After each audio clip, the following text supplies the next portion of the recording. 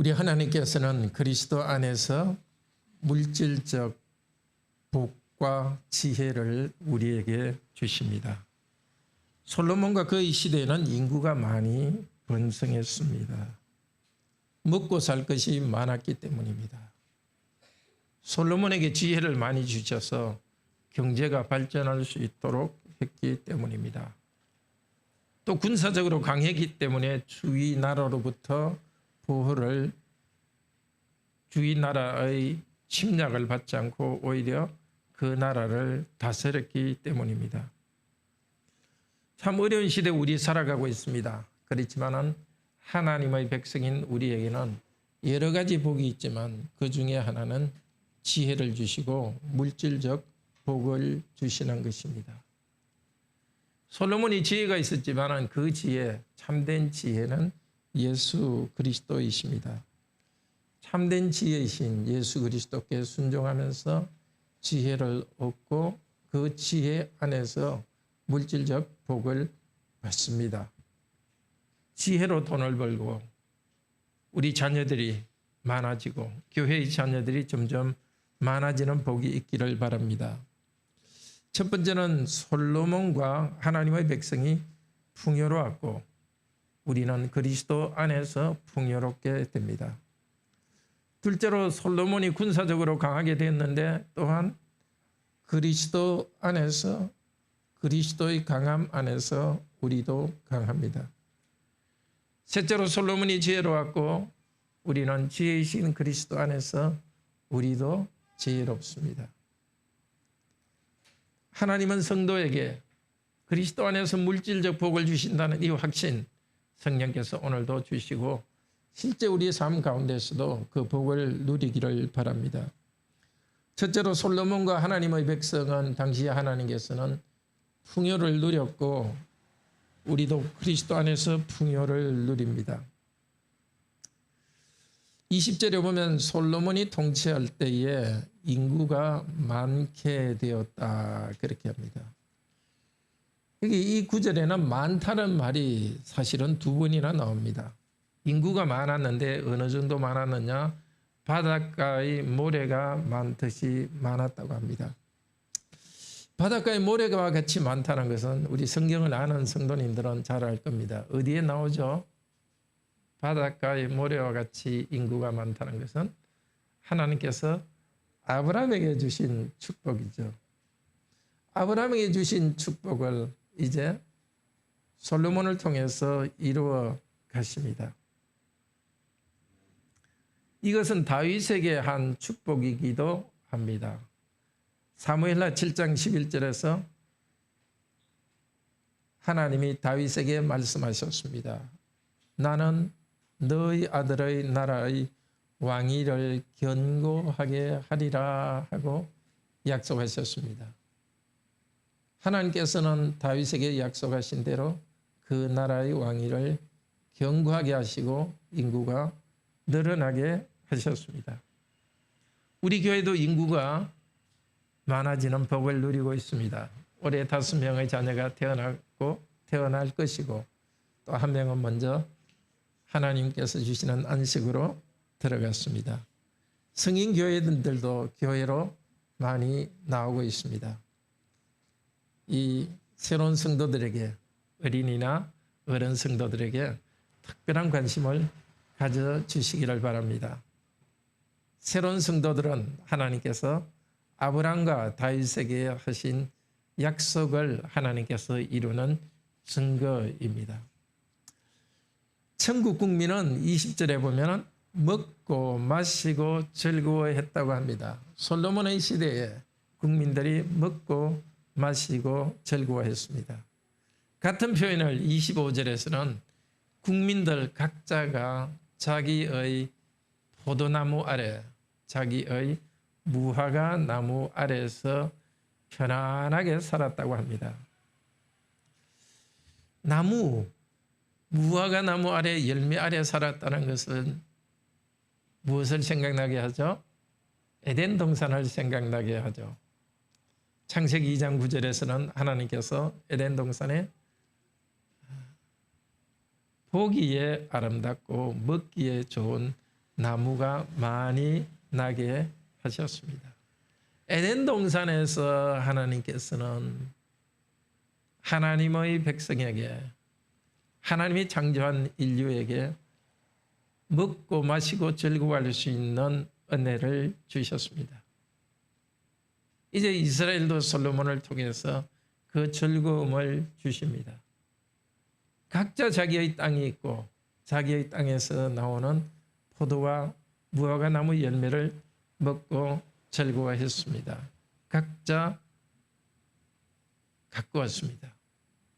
나라는 부자인데, 아니면 돈 많은 회사는 많은데 국민 한 명 한 명은 가난한 그런 나라가 아니었습니다. 국민 한 명 한 명이 자기의 땅이 있고 자립적으로 경제 활동을 하고 먹고 사는 나라였습니다.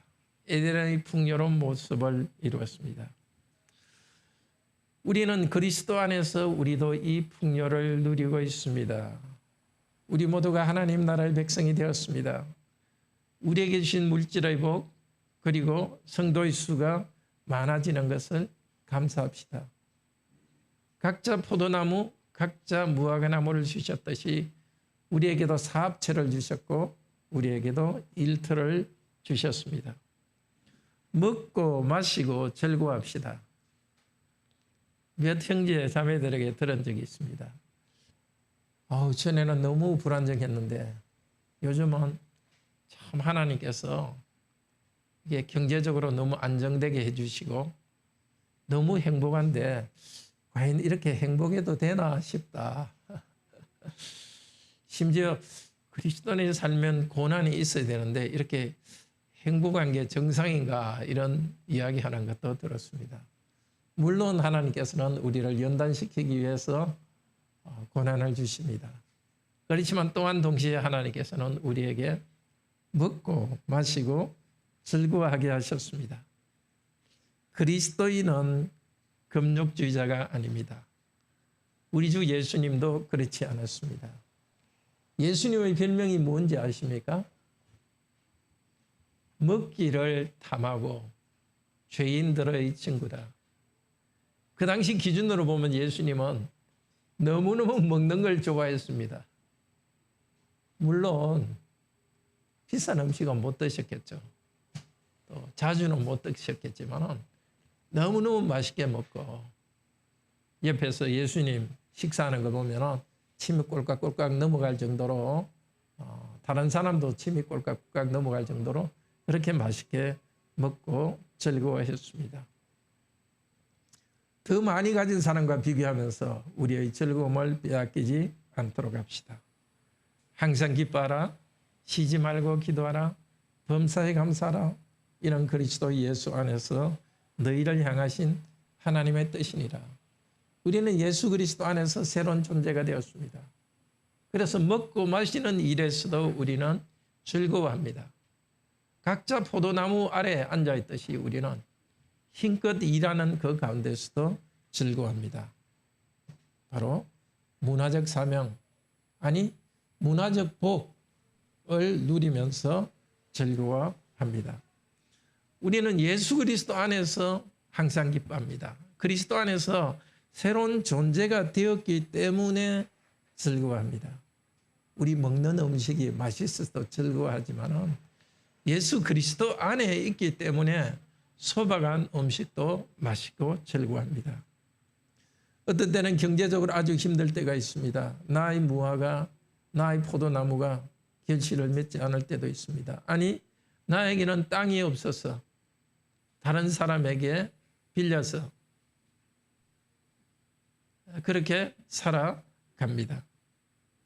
그러나 그런 상황에서도 우리 주님께서 함께 하십니다. 빌립보서 3장 11절에서 13절은 사도 바울은 그런 상태에 대해서 말합니다. 내가 배부를 때도 있고 배고플 때도 있었지만 그 모든 상황에서 일체의 비결을 배웠는데 바로 자족하는 것이다. 이 자족이라는 것은 동양적인 안빈 낙도가 아닙니다. 그리스도 안에 있기 때문에, 그리스도로 만족하기 때문에 부유할 때도 가난할 때도 만족합니다. 그런데 그리스도인이 부유할 때나 가난할 때나 만족하는 것은 그냥 만족한다 생각하면서 인생을 대충 살아가는 것이 아닙니다. 바로 이어서 나오는 빌립보서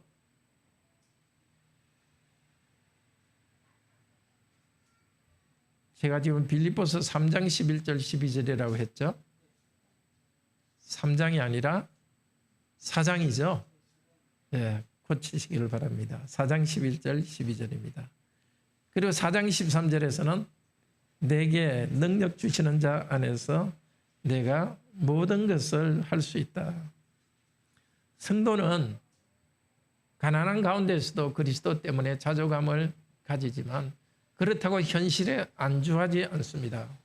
하나님께서 주신 사명을 다하는 사람입니다. 그리스도 안에서 그리스도께 주신 사명 안에서 사명을 다합니다. 내가 모든 것을 할 수 있다. 이것은 뭐든지 할 수 있다는 뜻이 아닙니다. 그리스도께서 나에게 주신 사명을 다하는 것입니다. 우리 어린이 여러분, 또 중고등학생 여러분, 이제 학기 말 시험은 다 끝났죠. 내가 공부를 했는데 성적이 잘 나오지 않았다. 그렇지만 자족합니다. 그리고서는 내게 능력 주시는 자 안에서 내가 모든 것을 할 수 있다. 다시 다음 시험 때까지는 더 열심히 공부하면서 지금 받은 성적에 만족하고 있는 것입니다. 우리 성도님들도 내 경제적인 현 상황에 만족하고 있지만 그러나 안주하지 않고 가정의 경제적 안정을 누리기 위해서 더 힘껏 노력합니다. 예배나 또 가정에서 말씀으로 가정을 세우는 일, 그 사명을 다하는데 나의 자존감이 사용되는 것입니다. 믿음대로 사명을 다하는 것입니다. 어떤 때는 나에게 주신 직업이 만족스럽지 않습니다. 더 좋은 직장으로 갔으면 좋겠다는 생각이 듭니다. 그런 우리에게 고린도전서 7장 17절은 이렇게 말합니다. 오직 주께서 나누어 주신 그곳에 머물러 있으라. 일단은 내가 있는 곳이 바로 소명의 자리입니다. 그곳에서 감사함으로 힘껏 일하십시오. 그곳에서 열매가 적더라도 나의 무화과나무, 나의 포도나무에서 나오는 성과가 적더라도 그곳에서 계속 일하십시오. 그리고 때가 되면 주님께서 또 기회를 주시면 움직이십시오. 마음이 안정되지도 못하고 더 좋은 직장에 움직여야 하는데 하면서 지금 있는 직장에서 성실하지 못하다면 그것은 문화적 사명을 다하는 그리스도인의 자세가 아닙니다. 그런데 각자 자기의 포도나무에서 먹고 마시지만은 모든 사람이 먹고 마시는 것은 풍요로운 것은 아닙니다. 그래서 우리는 정부에 요구해야 됩니다. 세금을 제대로 걸어서 가난한 사람들에게 복지 활동을 잘할 수 있도록 요구하고 또 정당이 그렇게 되도록 투표해야 됩니다. 그렇지만 먼저 교회 공동체에서 성도들이 자립할 수 있도록 도와야 됩니다. 지난주에 말씀했지만 우리 교회의 구제는 그냥 생활이 가난해서 먹고 살 것이 없는 성도들에게만 구제하는 것이 아니라 성도들이 자기 스스로 직업을 가지고 자립할 수 있도록 일어설 수 있도록 도와주는 일을 합니다. 고린도후서 8장 9절에서 말합니다. 그리스도께서는 하늘의 높은 영광을 가지고 계시지만 낮아지셨습니다. 자기를 비우셨습니다. 하나님의 영광을 비우고 낮아지시고 사람이 되시고 심지어 종이 되시고 십자가에 죽기까지 복종하셨습니다. 저와 여러분의 죄를 짊어지고 하나님의 저주를 받으셨습니다. 그리고 우리 주 예수 그리스도께서는 부활하셨습니다. 다시 하나님의 영광을 취하셨습니다. 예수 그리스도의 낮아지심과 높아지심, 이 예수 그리스도를 믿을 때 우리도 예수 그리스도 안에서 하나님의 영광, 풍성한 영광에 참여하는 공동체가 되었습니다. 참여하는 자들이 되었습니다. 그리스도께서 낮아지심을 통해서 우리를 높아주셔서 평균케 해주셨습니다. 교회 안에서도 마찬가지입니다. 경제적으로 약하고 직장 문제가 흔들리는 성도들을 위해서는 우리가 가진 것을 내어주어서 그 성도가 일어서서 평균케 하도록 해야 됩니다. 청년들을 도와서 청년들이 결혼하고 사랑하면서 먹고 마시고 즐거워하면서 자녀들을 둘 수 있도록 해야 됩니다. 바로 그 때문에 우리 교회에서는 젊은 부부가 임신하는 순간 매월 10만 원 지원하는 일을 계속하고 출산할 때는 100만 원을 다시 지원해서 평균케 하는 일을 계속하고 있습니다. 교회가 생육하고 번성하는 일을 계속하고 있습니다. 우리는 하나님께서 주신 것을 혼자 즐거워하지 말고 성도들과 함께 즐거워하도록 합시다. 그리고 교회를 넘어서 불신자들과 함께 우리가 주신 것을 즐거워하도록 합시다. 이 교회 위쪽에는 대학동 경로당이 있습니다. 저는 교회를 대표해서 지난달부터 매월 10만 원씩 그쪽에 식사비를 제공하고 있습니다. 원래 경로당의 식사 인원이 얼마 안 됐는데 식사로 오는 사람이 많으니까 정부에서 지원을 하기는 합니다. 재정이 한 30만 원 모자란다 그래서 우선 저희 교회에서 10만 원씩 제공하고 있습니다. 그리고 그전에도 한 5년 동안 제가 이 경로당에 2주에 한 번씩 하면서 수박도 사다 드리고 아이스크림도 사다 드리고 있습니다. 먹을 것을 드리고는 제가 춘향전 한곡 한 부분도 할 수 있기 때문에 춘향전에 쑥대머리도 한번 부르고 그리고 정선아리랑도 하고 그다음에 나의 살던 고향을 하고 이게 레파토리입니다. 그리고 마지막으로 예수 사랑하시면 바로 꼭 합니다. 그리고 축복기도 하고 그렇게 합니다. 우리 성도님들이 주신 11조와 헌금을 사용해서 그분들에게도 먹고 마시고 즐거워하는 것들을 함께 나누고 있습니다. 둘째로 솔로몬은 군사적으로 강했고 그와 함께 우리도 그리스도 안에서 강합니다. 국민들이 먹고 마시고 즐거워할 수 있는 중요한 이유는 군사적으로 강했기 때문입니다. 강 이편부터 이렇게 하는데 여기 강이라는 것은 유프라데스 강을 말합니다. 저쪽에 메소포타미아에 있는 유프라데스 강 서쪽부터 이집트의 경계까지 아주 넓은 지역을 다스리고 그 나라들이 조공을 바쳤습니다. 솔로몬이 이 땅을 다스린 일은 사실은 창세기에 나온 땅을 다스리고 정복하라는 그 일을 계속하는 것입니다. 땅을 다스리고 정복하라 이 말과 똑같은 단어가 오늘 23절에 관할했다고 나옵니다. 하나님께서는 인간을 자연을 다스리도록 불렀습니다. 또 아브라함에게 약속하셨습니다. 너의 후손이 적들의 문을 얻고 창세기 22장 17절 18절 말씀입니다. 27절로 그 위쪽에 되어 있는데 17절 18절 말씀입니다. 아브라함의 후손이 적들의 문을 차지하고 만민이 아브라함을 통해서 복을 받는다고 했습니다. 솔로몬이 정복한 것은 하나님께서 창세기에서 인류에게 땅을 다스리고 정복하라는 그 정복을 계속하는 것입니다. 그것과 연결된 것이 21절에 다스린다는 말입니다. 이 다스린다는 말도 시편 8편 4절 5절에 나옵니다. 하나님 사람을 하나님보다 조금 못하게 하시고 영광과 존귀로 관을 씌웠습니다. 주님의 손으로 만든 것을 다스리게 하시고 만물을 그 발 아래에 두셨으니, 사람을 하나님의 형상으로 만드시고 만물을 다스리게 하셨습니다.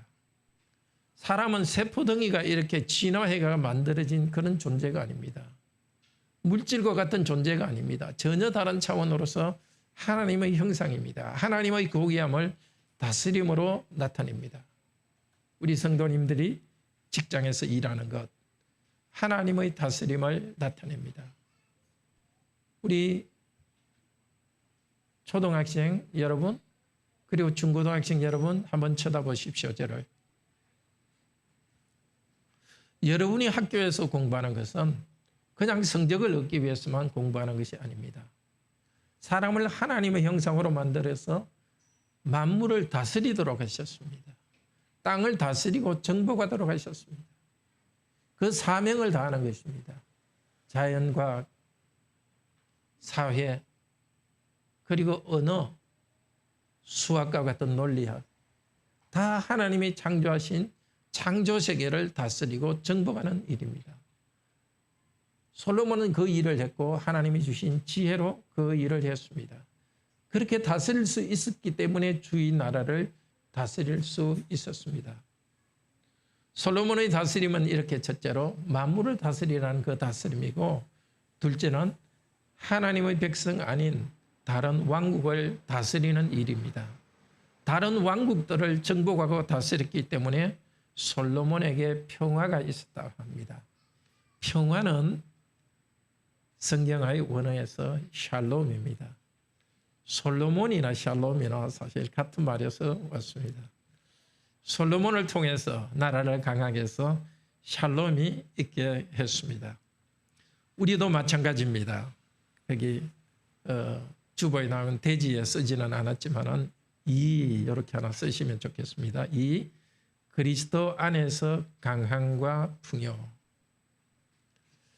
솔로몬이 강하고 풍요를 누렸지만은 우리도 그리스도 안에서 강함과 풍요를 누립니다. 이 땅에서 이기면서 나가고 천국에서 풍요를 누립니다. 계시록 2장 3장에서는 우리가 이기는 자에게는 풍요를 누릴 것을 말합니다. 다스리게 해주실 것입니다. 계시록 3장 21절은 하나님과 함께 보좌에 앉을 것이고 우리는 만국을 다스릴 것입니다. 계시록 2장 8절은 생명나무 과실을 먹게 하실 것입니다. 하나님과 함께 먹고 마시고 그리스도와 함께 먹고 마시고 즐거워할 것입니다. 천국에서는 하나님의 보좌로부터 물이 흘러나와서 강물이 되고 그 강물 좌우에 많은 열매를 맺는 나무들이 있고 우리는 그것을 먹을 것입니다. 그리고 생명나무를 먹을 것입니다. 그곳에는 셀 수 없는 많은 사람들이 그곳에서 함께 즐거워하고 누릴 것입니다. 이기는 자들이 누리는 복. 그런데 지금 이기라고 말씀하십니다. 지금 이기라. 로마서 12장 21절에서 말합니다. 이겨라. 어떻게? 악에게 지지 말고 선으로 악을 이기라. 솔로몬이 무력으로 그 나라들을 정복한 것, 그것은 예수 그리스도 안에서 이루어졌습니다. 원수를 사랑을 하셨고 선으로 악을 이깁니다.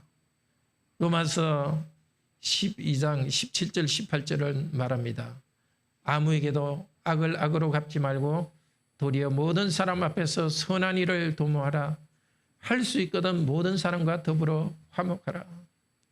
관계의 어려움이 있을 때 정복하는 방법은 선으로 악을 이기는 것입니다. 맞대응하지 않는 것입니다. 오히려 하나님께 은혜를 구하는 것입니다.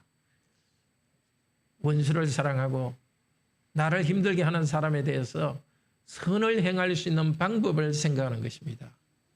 그렇지만 우리 가까이서 계속 해를 끼치는 사람은 가까이 있으면서 피해를 당하는 것은 지혜롭지 않습니다. 가까이서 계속 괴롭게 하는 사람은 거리를 멀리 둘 필요가 있습니다. 직장에서도 이렇게 가까이서 너무 괴롭게 하는 사람은 이렇게 가능한 부딪히지 않고 이렇게 좀 거리를 둘 필요가 있습니다.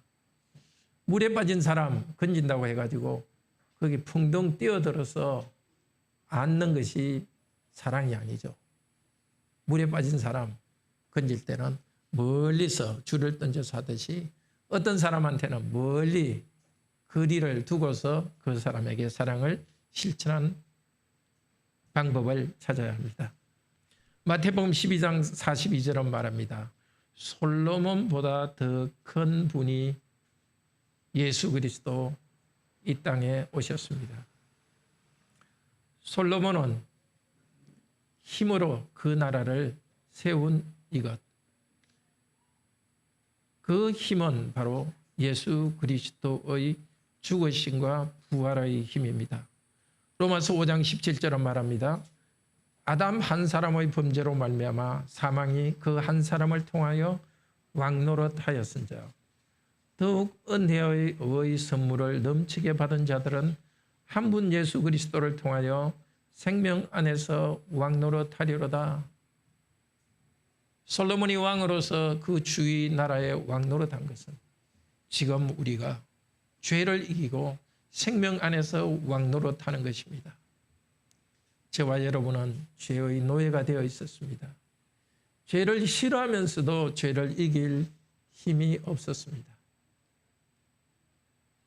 왠지 사는 것이 우울하고 힘들었습니다. 예수 그리스도 바깥에서는 그렇습니다. 그러나 우리 주 예수 그리스도께서 바로 저와 여러분의 죄를 짊어지고 책임을 다 지셨습니다. 우리의 우울과 죄에 대한 책임을 지고 죽으셨습니다. 이제 예수 그리스도를 믿을 때 부활의 능력이 우리 가운데 일합니다. 그리스도 안에서 생명이 우리와 함께 왕노릇합니다. 이미 예수 그리스도를 영접하신 성도 여러분, 다시 예수 그리스도를 이 시간 영접하고 예수 그리스도를 믿읍시다. 그리스도는 말이 아닙니다. 살아계신 인격입니다. 여기 제가 서 있듯이 그리스도는 지금도 영으로 우리 가운데 계십니다. 우리 이제 이 시간 바로 마음으로 예수님, 제가 다시 당신을 믿습니다. 예수님의 생명 안에서 제가 생명의 왕노릇하게 해주시옵소서 마음으로 말씀하시기를 바랍니다. 예수님께서는 죄를 이겼습니다. 그런데 우리가 생명이 왕노릇하는 것을 느껴지지 않을 때, 우리가 풍성한 생명, 의로운 생명, 생명의 활기가 느껴지지 않을 때 어떻게 해야 되겠습니까? 간절히 기도하는 것입니다. 주님, 제가 주님을 믿는데 생명의 능력을 경험할 수가 없습니다. 활기가 없습니다. 주님, 제가 의로운 삶을 살아가는 열정이 없습니다. 그러면 간절히 기도합시다. 생명이 나에게 왕노릇하게 해주시옵소서 간절히 기도합시다. 예수님은 죄를 이기셨을 뿐만 아니라 고난도 이기셨습니다. 그래서 예수님 안에서 우리는 고난을 이기는 왕노릇합니다. 요한복음 16장 32절 33절 여러 번 우리 성도님들에게 선포한 말씀입니다. 우리 다 같이 한번 찾아봅시다. 십자가에 달리시기 하루 전날 제자들이 곧 예수님을 배반할 때였습니다. 자, 우리 어린이 여러분 또 청소년 여러분 혹시 졸립더라도 눈 딱 뜨고 이 부분 우리 같이 한번 읽어봅시다. 예. 요한복음 16장 32절 33절입니다. 혹시 우리 성도님 중에 이름이 요한이라는 사람이 있습니까? 예, 요한복음입니다. 예. 요한복음 16장 32절 33절. 예, 그 중에 내가 혼자 있는 것이 아니라 거기부터 같이 한번 읽읍시다. 내가 혼자 있는 것이 아니라 아버지께서 나와 함께 계시느니라. 이것을 너희에게 이르는 것은 너희로 내 안에서 평안을 누리게 하려 함이라. 세상에서는 너희가 환난을 당하나 담대하라. 내가 세상을 이겼노라. 이것이 사실입니다. 십자가에 달리시기 전날 제자들 다 도망갔습니다. 그러나 하나님이 예수님과 함께 계셨습니다. 그래서 담대하게 그 길을 걸어가셨습니다. 하나님과 함께 고난의 길을 걸어가신 예수님께서 이제 우리에게 말씀하십니다. 세상에서 너희가 환난을 당한다. 먹고 마시고 즐거워하는 즐거움이 있지만 동시에 이 세상 가운데 환난이 있습니다. 최근 우리 성도님들 가운데 환난을 당한 성도님들이 많이 있습니다. 왠지 우리 성도님들이 팔목 부분이 이렇게 부러진 부분이 몇 성도나 되었습니다. 참 그것도 환난입니다. 그리고 눈 부분 수술한 성도도 있고 또 코로나 때문에 많이 고생한 성도들 있습니다. 연세가 들면서 몸 여기저기 아픈 성도들이 있습니다. 환난은 당합니다. 그리고 또 하나 핍박을 당합니다. 그리스도인이기 때문에 참 외롭습니다. 아마 여기 있는 모든 성도들은 그리스도인이기 때문에 다 하나같이 외롭습니다. 우리 청년들은 청년대로 가치관이 세상과 다르기 때문에 외롭습니다. 우리 청년 한 명한테 들었는데 다른 교회에 있는 다니는 청년과 함께 데이트를 하면서 데이트할 기준으로서 혼전 순결은 지킨다 이랬더니 그거 지키면 왜 지켜야 되느냐 하면서 너무나 당연하게 혼전 순결은 지키지 않아야 된다 이야기해서 그냥 소개받은 사람과 데이트를 그만두었다는 이야기를 들었습니다. 다 그런 식으로 살아가니까 우리는 외롭습니다. 사업하는 직장 생활을 하는 우리 성도님들도 다 외로움이 있습니다. 환난이 있습니다. 그렇지만 주님께서 우리에게 약속해 주십니다. 환난을 당하나 담대하라. 왜? 내가 세상을 이겼노라. 예수님이 세상을 이긴 것과 우리가 담대한 게 무슨 관계가 있습니까? 예수님을 믿을 때에 예수님의 이기신 것이 우리의 것이 되기 때문입니다. 예수님이 이기신 것, 예수님의 승리가 우리의 것입니다. 그래서 우리가 이 세상에 어려움이 있지만 환난을 당하지만 담대하고 그래서 우리는 먹고 마시고 즐거워합니다. 그래서 우리는 돈이 많건 적건 간에 우리 식탁이 얼마나 좋든 나쁘든 간에 우리는 즐거움으로 먹고 힘껏 문화적 사명을 다합니다.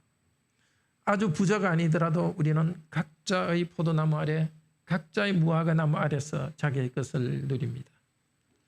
우리에게 주신 것이 크건 작건 간에 하나님이 주신 것이기 때문에 누립니다.